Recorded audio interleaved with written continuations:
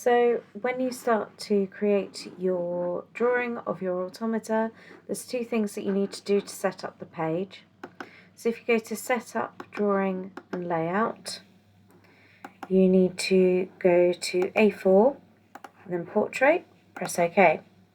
Then you need to change how your piece of paper works.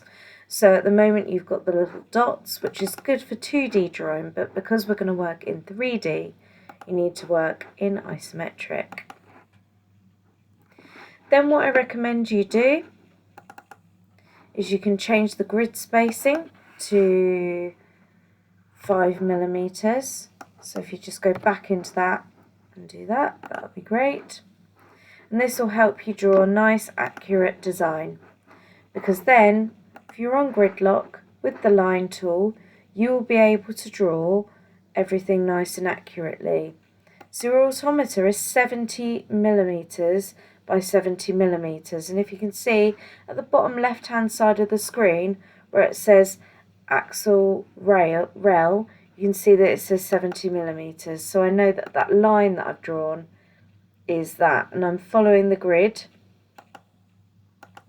and making sure that I'm snapping to that grid really nicely. If you end up going slightly over or under, it's not a problem because you can just extend the lines. So we're going to draw a very basic cube to start with all of our sides at 70mm.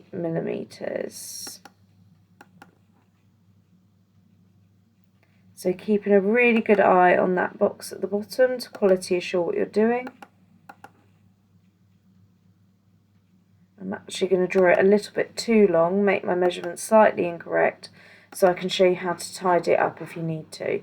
So if we've got that little cross over there, if you go to the delete button, it defaults at delete any, but if you do that, it deletes the whole line. So if I go back one step, I can then hold it down and go to part delete, and you can see that I can tidy that up really nicely. So then, to make this look like the actual automata frame, I'm going to draw a box 5mm sort of framed on the inside. You'll be thinking, that just looks like a cube with a square drawn on it. But now if we add this one line here, it now looks like a hollow shape. So that's great. That's the basic sort of frame or outline of your automata. And what you can do is you can add your joints in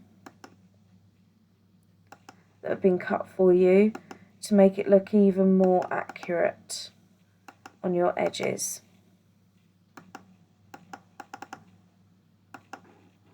And again, if you go over a little bit, that's not a problem because you can just tidy it up.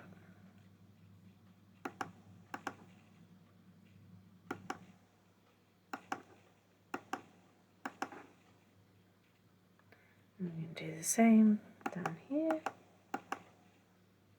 Let's just make it look a little bit more authentic. Then what you can do is you can look at adding in the sort of camshafts, the followers, and everything like that with our different line and shape tools. So you may want to come off gridlock for this, or you might just want to keep it on for a little bit of accuracy.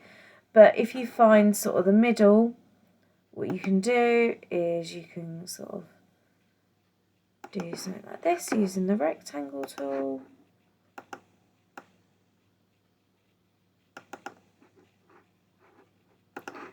In fact, taking it off gridlock gives you way more freedom. So you can just pop that there. You can obviously put some bits and pieces. Again, I would have gridlock on in this instance, going through the middle.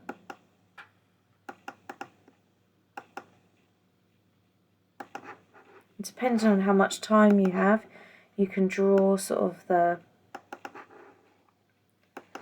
cranks that you've put in on the sides.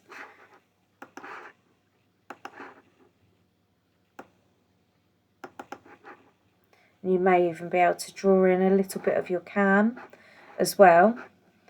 And just to make things look more realistic, remember you can sort of do part deletes so that we understand sort of like depth, like you would use a rubber basically. So now that we're zoomed in a little bit, what we can also do is just so that the drawing sort of stands out a little bit more, is we can select all of it. We can go to line and change line to thick, and then I would change that to 1.5, and you'll just see that that will stand out better. You can still make changes at this point, you can still add in more lines, but you will just need to change the thickness as you go if you choose to do that. So you can also colour in what you've done, so you can use this button here, the bound fill, and then if you click on fill and then go to graduated, what I recommend you do is you go to sort of define custom colours and you try and find a sort of a plywoody tone,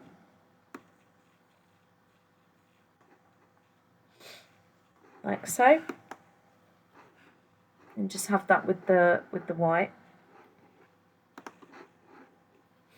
Press OK, and then here where it says are there any islands, this time you want to say no.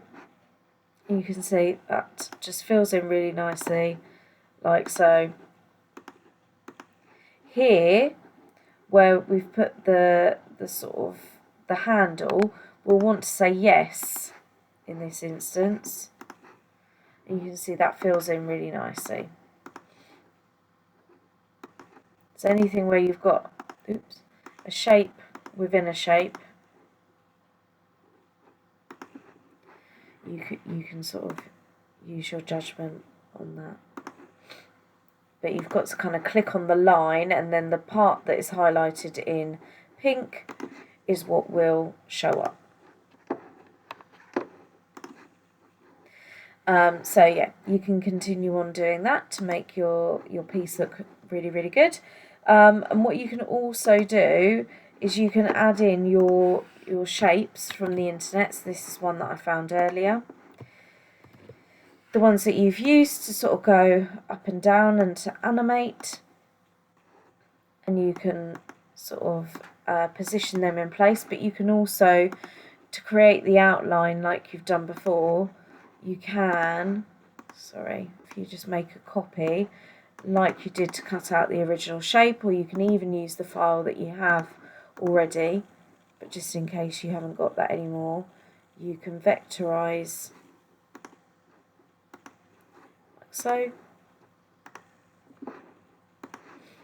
and put that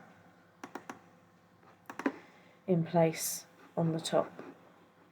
And you can use the boundary fill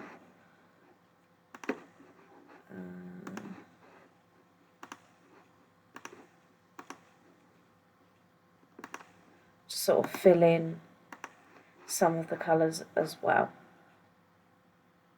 Remember to save as you go, and then you can either go to File and Print, and you can save it as a PDF, and then that will then download to your documents, and you can upload it to Firefly or put it wherever your teacher has told you to submit it.